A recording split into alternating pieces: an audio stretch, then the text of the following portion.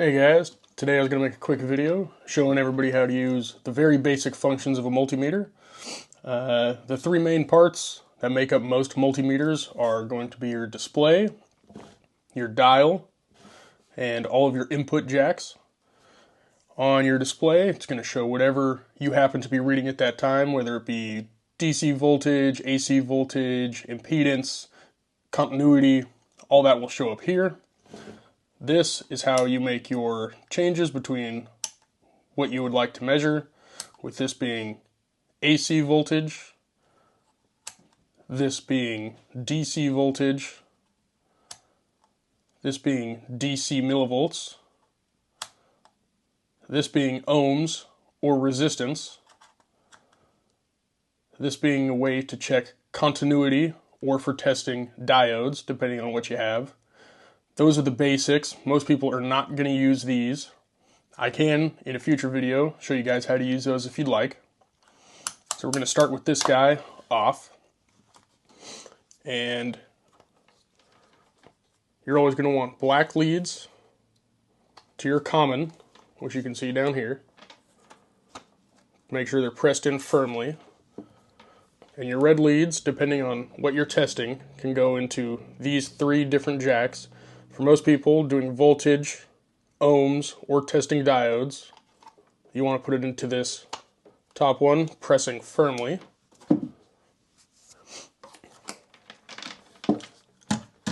On the other end of your leads, you're going to have two test probes, or you can have these clips that are used to attach to something like a ground lug or whatever you might be testing, or attaching to other leads.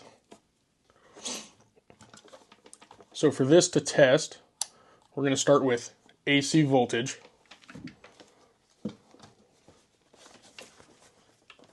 And here I have a normal AC outlet. This is an extension cord, but it will test the exact same as any outlet inside your house. And so on these, the left side, if you've ever noticed, one is larger than the other. This is always your ground.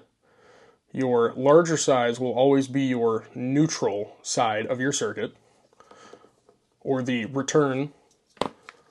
And the right smaller side will be your hot lead. So you can see there, this is plugged in, and you can see that we have 118 volts AC. Now, if you're testing a normal house in the United States, usually you're going to be somewhere between 117 to 122 for your voltage AC. Obviously, if you're testing different kinds in your garage or whatnot, you could have 220 volts or 240 volts, all depending on what you have available. So for this next one, we're going to change the dial to DC voltage. And you can see on here, you have a negative and a positive side of a battery. Batteries are DC voltage, not alternating current, it is direct current. So for this, I'm going to put in my negative test lead, and then on my positive test lead.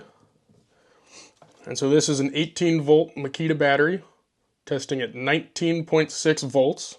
Which means this battery is good, it has a charge. Sometimes these guys are a pain to get out. And then if you turn them around, this should show that he is fully charged.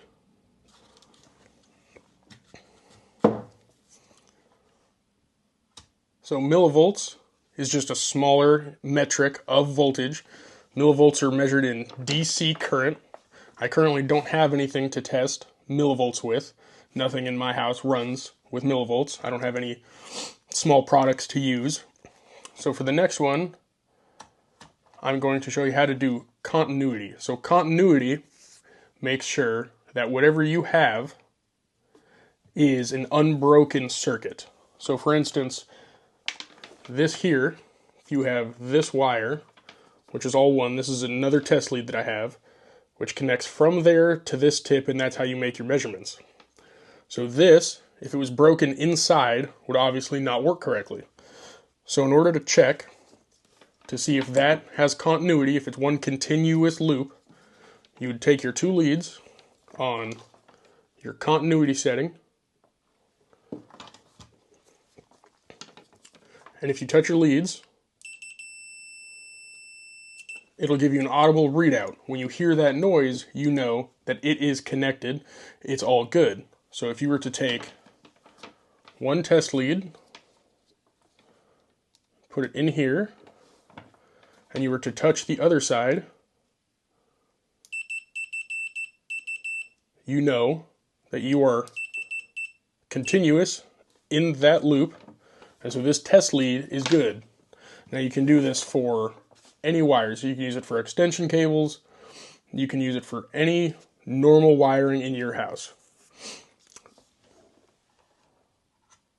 So this is for testing resistance, this last setting. Right there.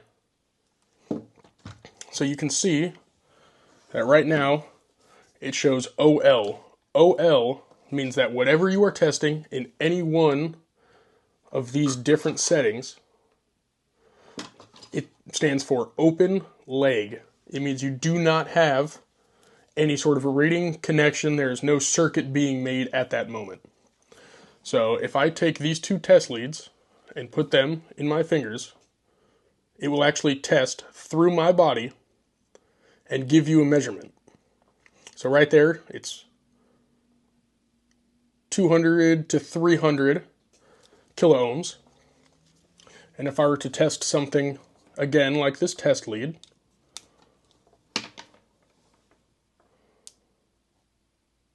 it has fluctuating, I think that's just because it's against that plastic rubber jacket, but it's fluctuating about 1/2 ohm, which is normal. So if you have a larger wire, you will conduct more easily and you will get less heat impedance through that wire. The larger gauge wire you use, the more heat, the more power, the more voltage and amperage that you can allow through it. So there is less impedance flowing through that circuit. It is taking up less power to be moved through that circuit. If you guys are interested on how to use these two settings, hertz and amp hertz, milliamp hertz, amps and hertz, I could show those in a future video. And if you are curious, if you press this orange button, then it will show what is written in orange here, which is a whole second set of testing that you can use that's a little more advanced. These meters, if you can tell, being plugged in down here at the bottom, 600 volts Cat 4 or 1000 volts Cat 3, that's a ground symbol, and these are a fused system.